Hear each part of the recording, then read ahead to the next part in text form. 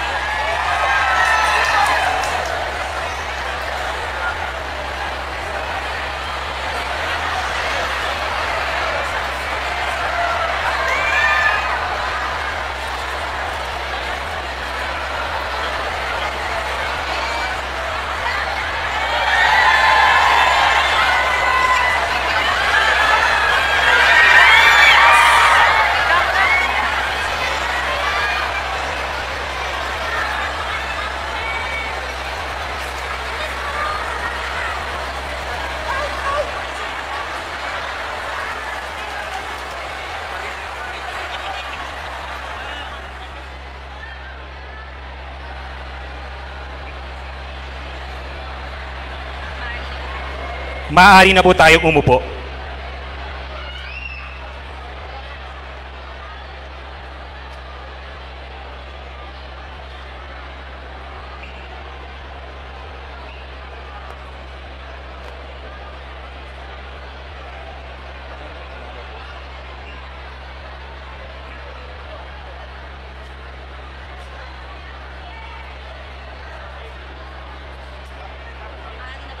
Maaari na po tayong maupo.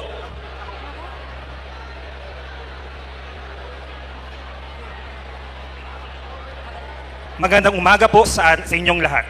Tayo po ay nagtitipon-tipon ngayong umaga para sa distribution of assistance to typhoon-affected residents and farmers in Cagayan. Para sa panimulang bahagi ng ating programa, inaanyayahan po natin si Cagayan Governor Edgar Aglipay upang magbigay ng kanyang pambungad na talumpati.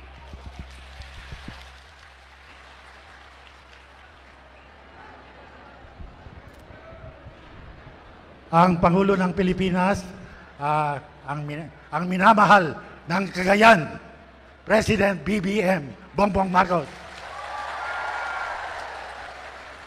Ang Sekretaryo ng Department of Agriculture, Kiko Laurel, at ang mga taga-Department of Agriculture, ang Sekretaryo ng Department of DSWD, ang Sekretaryo Rex Gaxalian, at mga taga-DSWD, ang Sekretaryo ng DPWH, Vince Dizon, at mga taga-DPWH, ang Sekretaryo ng Department of Education and Culture, kapitbahay natin, ang Gara. Palakpakan po natin. Lahat po, kadagito'y board member nga datoy, si kay amin nga board member, si kay amin nga mayors nga datoy, si kay amin nga kapwa Cagayano, naimbag nga bigatyo, apo. Apay nga inbagak nga mahal natin ang presidente. Gusto kong sabihin na ang Cagayan, noong nakarang eleksyon ng presidente, 90% ng casted vote ay bumoto sa ating presidente Bongbong. Palakpakan natin siya! Mas mataas pa sa Ilocos Norte. Pangalawa, kung bakit mahal tayo, alam niyo po, bakit mahal natin siya? Ang unang sumunod o makipag-coordinate sa national government kung paano patakbuhin ng bagong Pilipinas ay Cagayan. Tunawag kami po, lahat ng mga departamento, mga regional offices ay nag-meeting para sundin ang kagustuhan ng ating Pangulo para sa bagong Pilipinas. Mabuhay ang bagong Pilipinas! Bakit mahal niya tayo? Bakit mahal natin siya? Kasi po, alam ko na nandito kayo ngayon lahat para ipakita sa kanya na maraming tao sa labas. Gusto nilang pumasok. Sabi ko, meron din kayo na iitid ni Apo Presidente ito'y unag, kisuntumat, titid mi itarwar. Hindi ba kanya da Apo Presidente? Amo kami, kaya't na nga makita, kaya't na nga makabraso. Palakpakan ulit natin ang ating Presidente. Kung mahal natin siya, mahal din tayo. Yan ang masasabi ko sa inyo. At bakit? Kapag may kalamidad, personal na nandito siya. Nagdadala ng para sa atin at nag-iiwan pa ng pondo para maibalik natin, ma-rehabilitate natin yung mga nasira. Salamat po, Pangulo. Gusto ko lang sabihin, hindi nakapunta dito yung mayor ng Calayan. Alam niyo po, nag-hit sa Calayan at 250 kilometers per hour. Kaya 90% po ng bubong ng bahay sa Calayan ay nasira. Kaya tulungan po natin siya. Tulungan po natin ang Calayan. Pangalawa, na ginawa ng ating Presidente, alam niyo po, pinababa na po niya ang mga departamento dito sa Cagayan. At ang dami na pong nangyayari ngayon dahil ang kagustuhan ng Presidente na tayo'y makatulong sa kanya, sa kanyang gustong pagbababa ng presyo ng mga pangunahing pangkain ay mangyayari. Kaya inatasan niya si Sekretaryo Kiko na tulungan tayo dito sa probinsya para doblehin natin ang ating produksyon. Gusto kong sabihin sa mga bisita dito na according to Undersecretary Asis Perez ng DA, we produce more rice than we need. We produce 1.2 million metric ton. We are the number 2 in the country. Sa pagmamahal namin sa iyo, Apo Presidente, continuous na nag-i-increase ng production namin kahit may bagyo. Ganon din sa mais, 1 million metric ton. Pataas din ang aming production. Ganon din sa meat. Ganon din sa isda, Apo Presidente. Yan po kami po ay ginagawa namin ito na patuloy na pataas ang produksyon ng Cagayan dahil kami ay mahal ka namin, Pangulong Presidente. Yan ang totoo. Ulit, itaas natin ang kamay natin at itaas natin ganito at isigaw natin, one Cagayan para kay Bongbong. One Cagayan para kay Bongbong. Ayan, Apo Presidente. Pangatlo, kung bakit ka namin mahal, Apo Presidente, ay nandito kami ngayon. Kung ano man ang sasabihin mo sa amin, susunod kami, Apo Presidente. Buhay namin ay nasa likod mo. Yan ang masasabi namin. Alam niyo, Apo Presidente, tulungan niyo po kami. Tulungan niyo po kami. Para madoble po namin ang production namin. Paano namin madodoble ang production namin? Kalahati pa lang ang irrigated lands namin, Apo Presidente. Kung yung sinabi ng Department of Agriculture at National Irrigation Authority ni Apo Gillian at ni Apo Kiko na 4 na dam na ipapalagay nila dito ay mangyayari, ay madodoble po namin ang production namin sa palay, Apo Presidente. At Apo Presidente, kung ibibigay ni Kiko yung 6 na rice industrial complex. Wala kaming rice industrial complex. Ang 1 million metric ton na palay namin, ibiyabiyahe pa namin sa Nueva Ecija at Bulacan. Bakit ganon, Apo Presidente? Lumalabas sa Cagayan ang produkto ng Cagayan. Dito sa Cagayan, Apo Presidente, may dalawang mayor na binibili nila ang palay at 18 pesos per kilo. Ginigiling, binabayo na po Presidente, pinagbibili ng 30 pesos per kilo sa mga hirap na Cagayano. Kung tutulungan nyo kami na magkaroon ng rice industrial complex, mapapaba namin ang presyo 25 to 30 ang bigas, Apo Presidente. At may papataas namin ang presyo para sa, alam niyo, kung hindi manalon, mangalap ang Cagayano. Kaya ito nandito ngayon, 90% ng Cagayano, manalo o mangalap. At kung bibigyan mo kami ng rice industrial complex, may tataas natin ang presyo ng palay. Sa ngayon, Apo Presidente, 10 piso lang per kilo ang palay. 12 pesos ang presyo ng kapital per kilo. Yan ang problema, Apo Presidente. Pero mangyayari ito, Apo Presidente, kung bigyan mo kami ng rice industrial complex.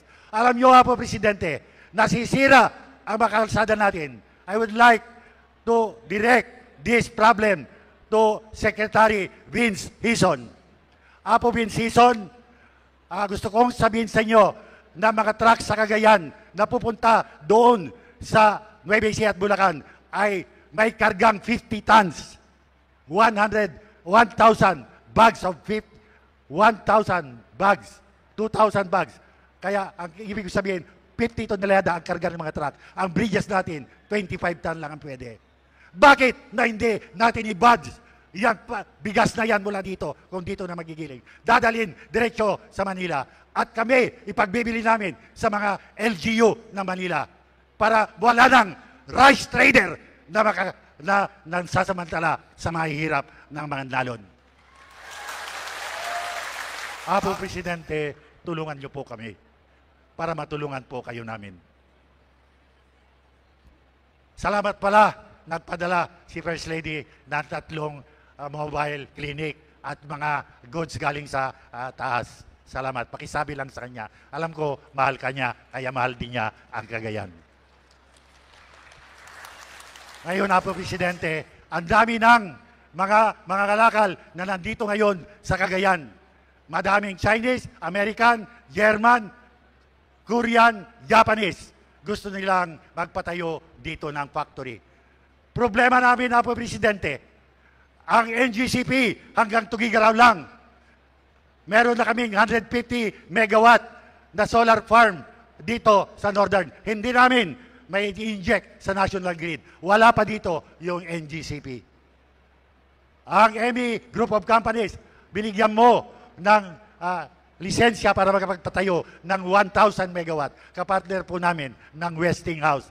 Hindi magpalabas ang pera ng Westinghouse kung wala yung koneksyon ng NGCP sa Magapit. Nandun pa lang sa Tugigaraw. Pangasim, Apo Presidente, padatingin mo dito para yung 1,000 megawatt ay may inject namin sa National Grid para sa ibang probinsya ng Northern Luzon. Apo Presidente, ang Singapore ay magpapadala next month na mga eksperto para tulungan kami paano mga lakal, how to market and give brand to Cagayan high-value product. Alam nyo ba, Apo Presidente, ng pinakamatamis na pomelo ay dito sa Cagayan, sa Pamplona at Abulog. Ang pinakamagandang gamit o seaweeds ay nasa Santa Praxedes at Claveria. Ang pinakamatamis na mangga ay nasa Rizal. At ang pinakamaraming dairy ay sa Sulana. Pero, Apo Presidente, wala. Kailangan namin ng tulong. Mabuti na lang, nagpunta na dito ang DTI at binibigyan kami ng suporta 10 million per product. Palakpan natin ang DTI. Apo Presidente, ito po hinihiling namin sa inyo para lalong makatulong kami na tulungan nyo ang kapwa naming Pilipino. I would like to state again what Undersecretary Asis Perez has said. Cagayan, produce rice than they need, corn than they need, meat than they need, fish than they need. Yan po ang Cagayan. Tulungan niyo po kami para tulungan kayo na tulungan po ang kapwa naming Pilipino. Mga kapwa Cagayano, tumayo nga tayo lahat. Agtakder tayo po. Tayo sa pataya tayo. Kinapo bongbong na suportaran tayo sa. Agbilang aktitalo. Iliyaw tayo, one Cagayan para tibagong Pilipinas. May sa dua talo, one Cagayan para sa bagong Pilipinas, para kay Bongbong.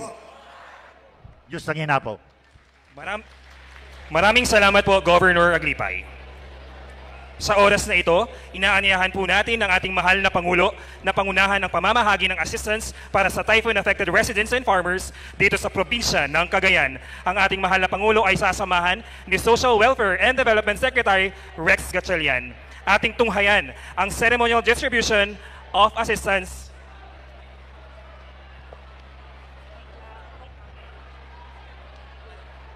sa pangunguna ni Ms. Belly Torado mula sa Santa Ana.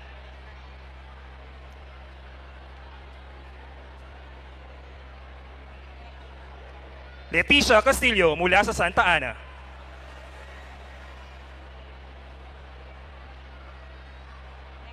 Annabel Cabinan mula sa Santa Ana.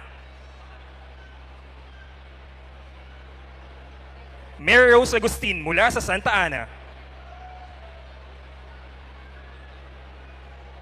Aida Candelaria mula sa Santa Ana.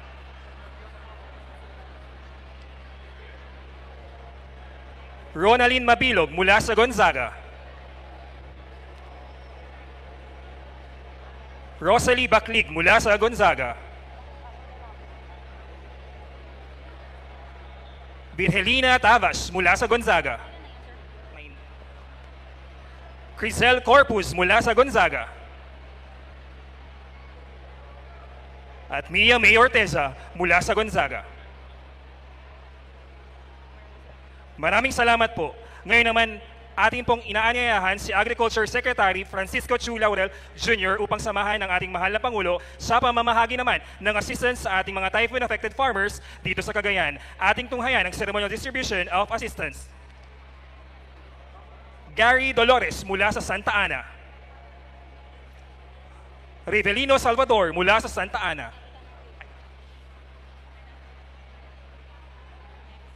Charlie Mark Carpio mula sa Gonzaga.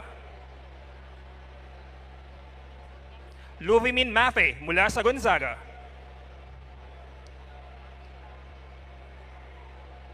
Jenny Cortez mula sa Gonzaga.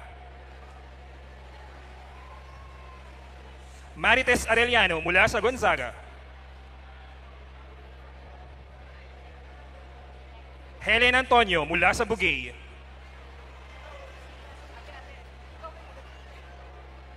Natividad Talaro mula sa Bugay.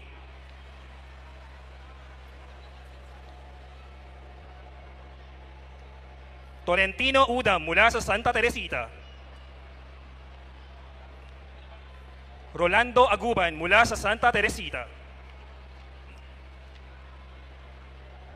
Dito na po nagtatapos ang ating distribution of assistance. Maraming salamat po, mahal na Pangulo. Inaanyahan po namin ang ating mahal na Pangulo ng Republika ng Pilipinas, His Excellency Ferdinand R. Marcos Jr. para sa kanyang mensahe.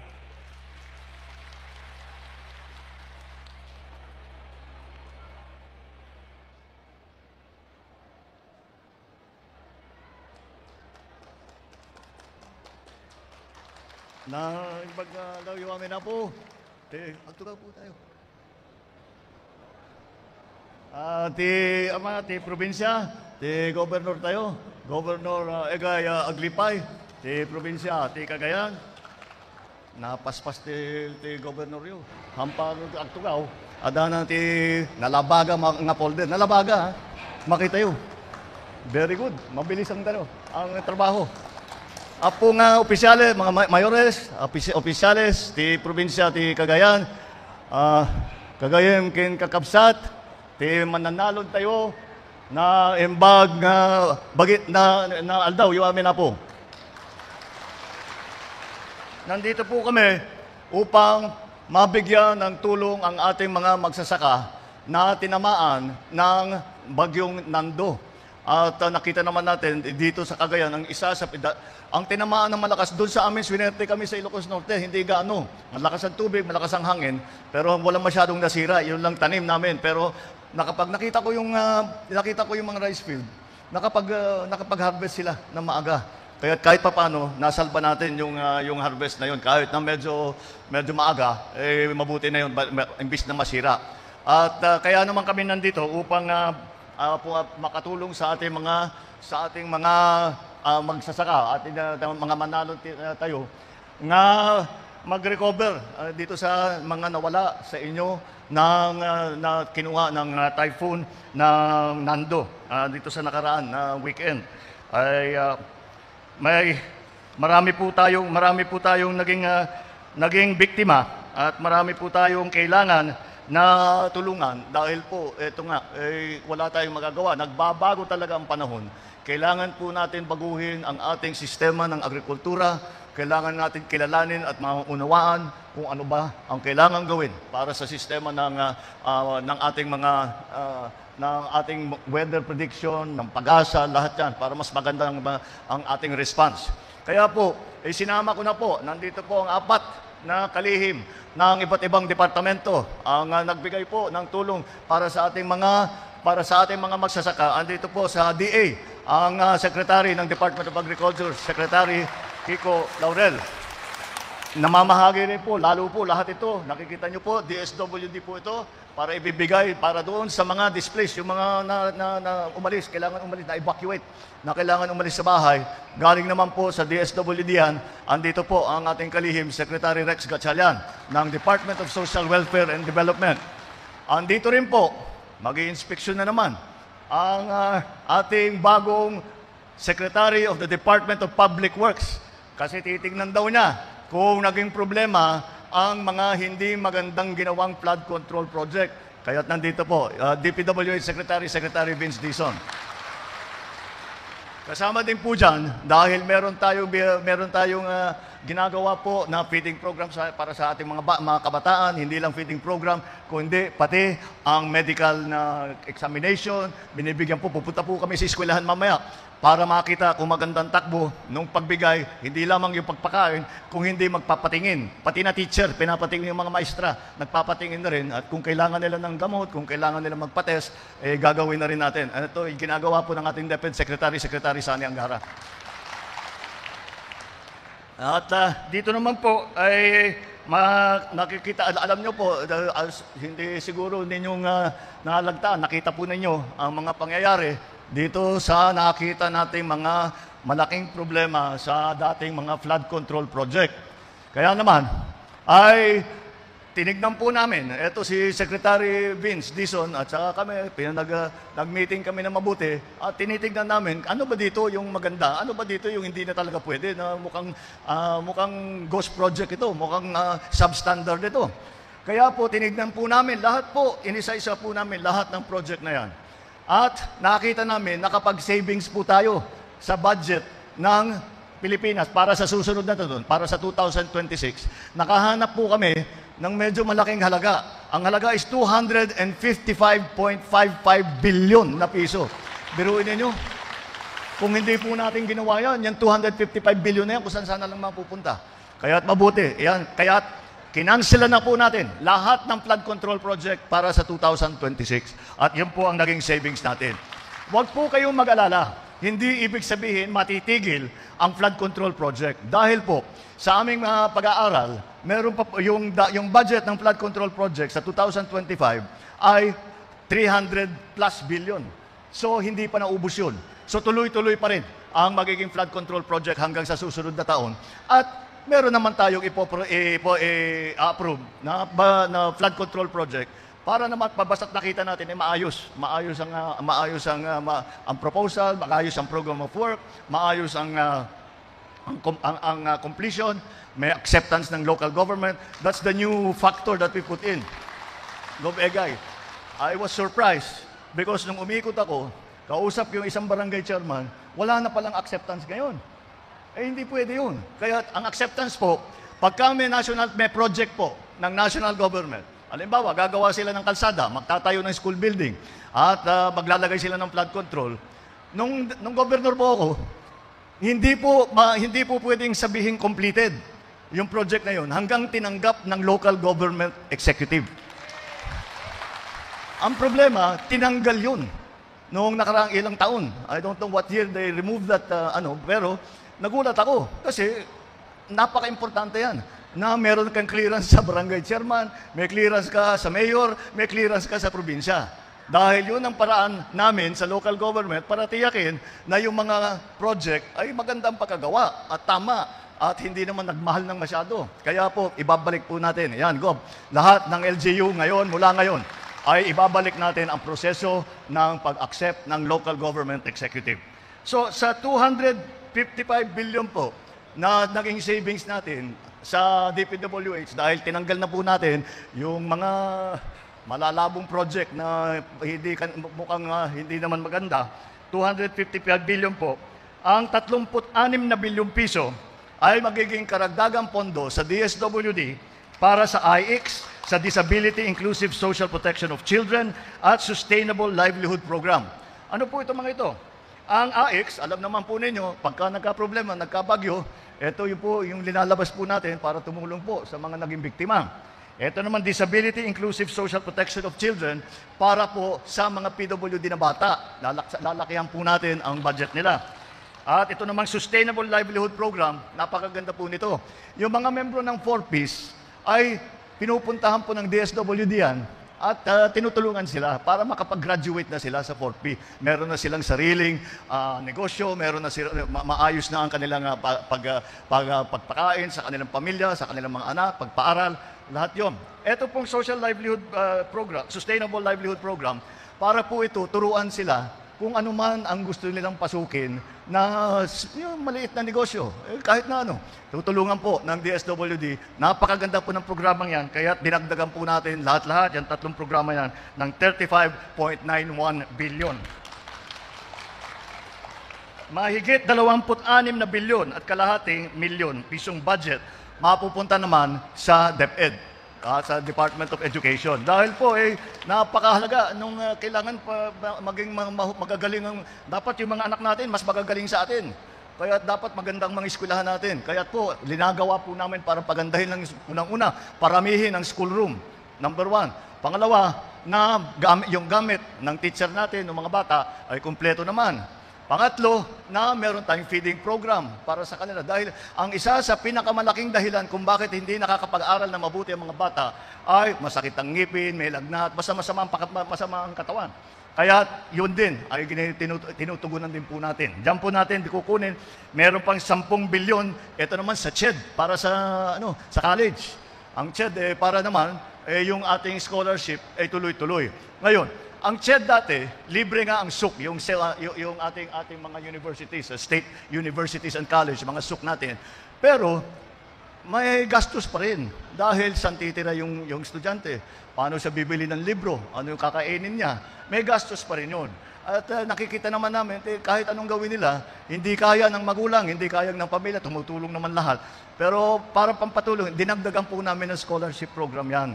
Kaya yung sa CHED po, kasama, meron yung mga scholar natin, yung mga galing talaga, ay yun, ay patutulungan po natin para hindi naman, para makatapos sila. Ang hangarin po natin sa ating education program ay sana bawat pamilyang Pilipino may graduate sa college o sa TESDA para mabuo naman ang kanyang training, buo naman ang kanyang edukasyon at makahanap siya ng trabaho. Sa DOH naman, 29 na bilyong piso ang ilalagay natin sa Department of Health.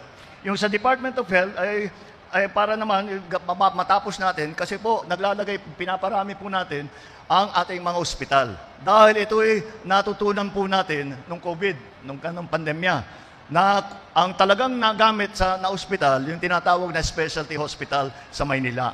Yung specialty hospital, National Kidney Center, Children's Hospital, Heart Center, yun po specialty. Pero doon napunta ang pasyente talaga dahil nung una, hindi po natin nauunawaan kung ano yung COVID. So pinuntahan natin yung mga specialty hospital. Pero nakita namin, nasa Maynila lang. Kaya gagawin po natin, yung mga ospital ninyo, maglalagay po tayo ng specialty ward para nga dito sa mga sakit na ito. Sa cancer, para sa sakit sa puso, lahat po yan, sa diabetes, dialysis, lahat po ilalagay po natin dyan.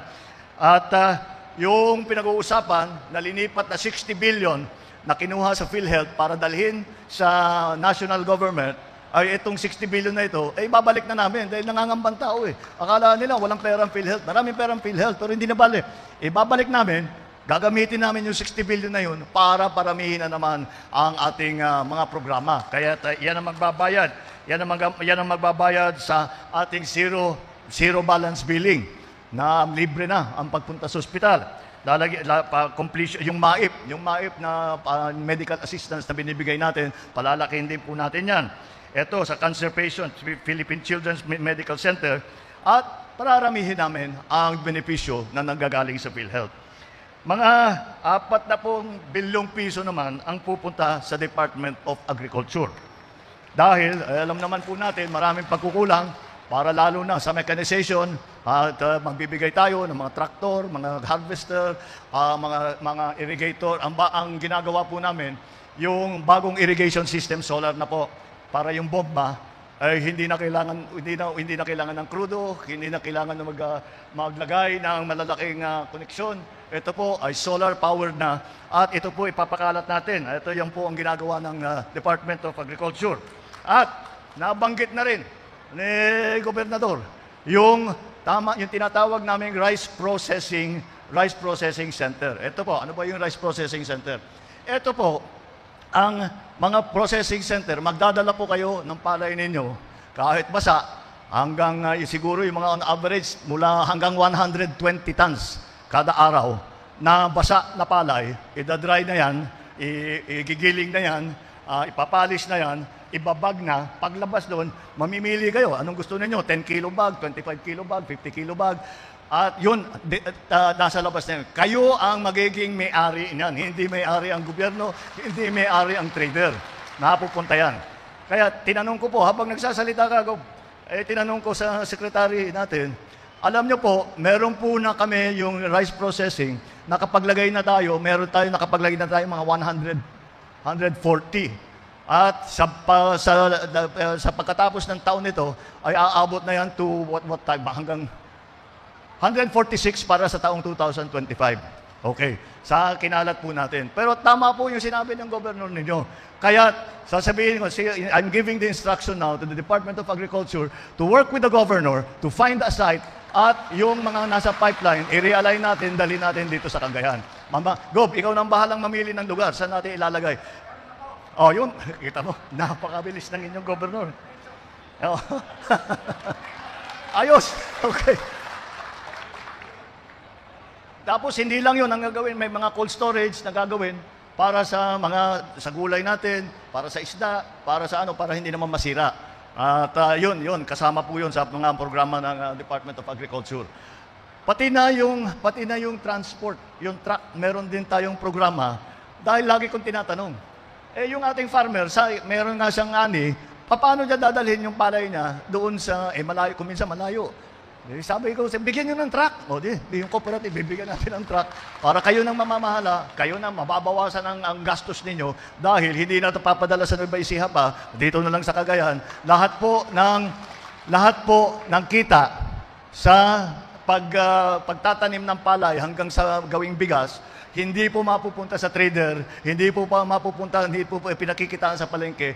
Lahat po ng kita na yan, may iwan po sa inyo, sa farmer, sa cooperative, para magamit ninyo, para sa inyong mga buhay. Ang susunod pa na malaki din ay 5 bilyong piso ay ibibigay natin sa National Irrigation Association. Dahil po, alam naman po natin, yun ang usapan namin kanina, basta't kahit na kalimutan mo na yung fertilizer, kalimutan mo na yung seedlings, kalimutan mo na yung pesticide. Basta't meron tayong patubig, maganda ang ani natin. Kaya ang National Irrigation Association, pararamihin ulit. Yun ang nagiging problema is yung distribution ngayon. Kapag nakapaglagay na tayo ng dam, kailangan natin isipin paano natin ikakalat, paano natin pararatingin sa mga farmer natin yung tubig. Pero may plano na tayo at dito natin kukunin yung pondong yun.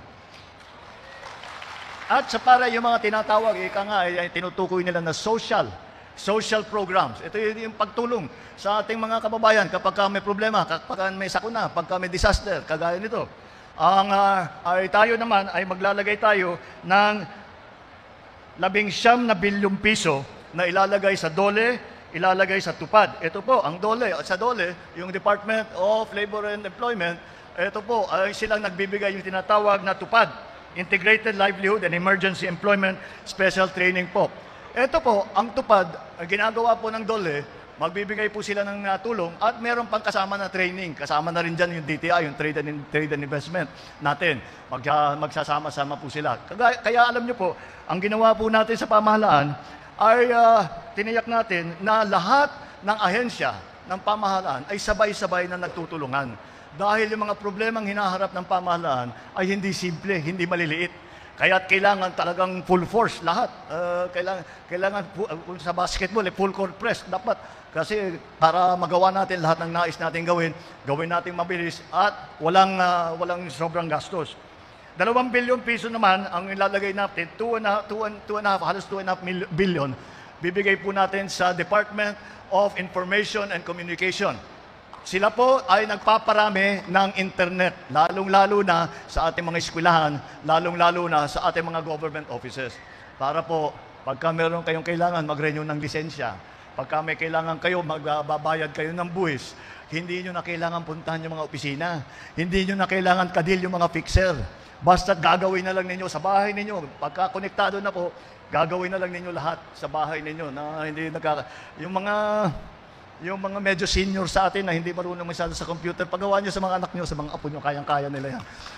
Dahil kung marunong sila mag-Facebook, kaya nilang gawin yung aking sinasabi na mula sa bahay, sa computer, sa telepono, kaya. Sa smartphone, kaya na. Lahat ng bayaran, lahat ng pati dokumento, hindi na kayo mag-aantay, magpipila ng kalahating araw, tapos sasabihin sa'yo, pag nakuha mo yung signature, sasabihin, ay kulang pa yan. Pumunta ka dun sa kabila, pumila ka na naman ng 3 oras, tapos meron ka na naman pupuntahan. Binabawasan po natin yan na napakahirap sa taong bayan. Kaya yan po ang ating dinaan sa ating DICT para gumanda ang sistema na yun. Tapos, yung sinasabi na naman ng inyong gobernador, meron tayo po linagay na 4.62 million pesos sa DOE, Department of Energy, para sa electrification program. At ang NGCP ngayon ay kinakausap natin lagi, minomonitor natin lagi, dahil behind sila sa schedule ng capital investment na paglagay ng linya. Pero nandun po tayo, tinututukan po natin para mahabol nila yung kanilang commitment dun sa kontrata nila. Marami po tayo. Meron po tayo isa 135 million sa Department of Finance para sa anti-agricultural smuggling. 204 na milyong piso sa DNR. Kasi gagawa po tayo ng waste to energy. Ano mo yung mga syudad po natin, hirap na kung anong gagawin doon sa basura. Merong bagong teknolohiya, susunugin yung basura at may makukuha pa tayong kuryente sa waste to energy ang tawag. Tapos, para sa mga transport system, yung 3 billion, lalagay naman natin sa DOTR, Department of Transport, para pagandahin yung mga tren natin, para pagandahin ang ating mga kasada. Yan po, titiyakin po natin na hindi na po mauulit yung ating nakita. Titiyakin po natin na bawat sentimo na pera ninyo, hindi namin pera ito, pera ninyo na ibinahagi ninyo sa mga opisyal ng pamahalaan. Kami po ay, kung tawagan, custodian lang, tigabantay lang kami sa pera ninyo. Hindi dapat hindi amin yan. Sa inyo pa rin yan. Pero sa amin, ang responsibilidad, ang katungkulan, na tiyakin na ang bawat sentimo ay mapupunta sa maganda para pagandahin po ang buhay ng ating mga kababayan, para pagandahin po, maging mas maginhawa ang buhay ng inyong mga pamilya, para po sa pagpaganda at pag-usbong ng ating ginagawa na ibinubuo ng bagong Pilipinas. Gusto ginawa po, kada kayamin ay ayatek na kailan. Maraming salamat po, mahal na Pangulo. Sa pagkakataong ito, inaanyahan po natin ang ating mahal na Pangulo para sa isang group photo kasama ang ating mga beneficiaries. Hinihiling po natin ang ating mga beneficiaries at mga bisita na magsitayo at samahan ang ating mahal na Pangulo para sa isang group photo.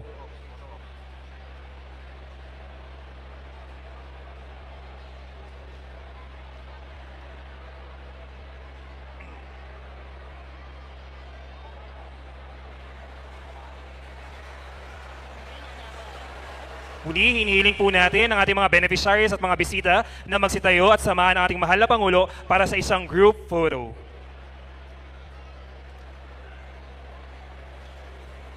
Ready at the count of 3. 1, 2, 3.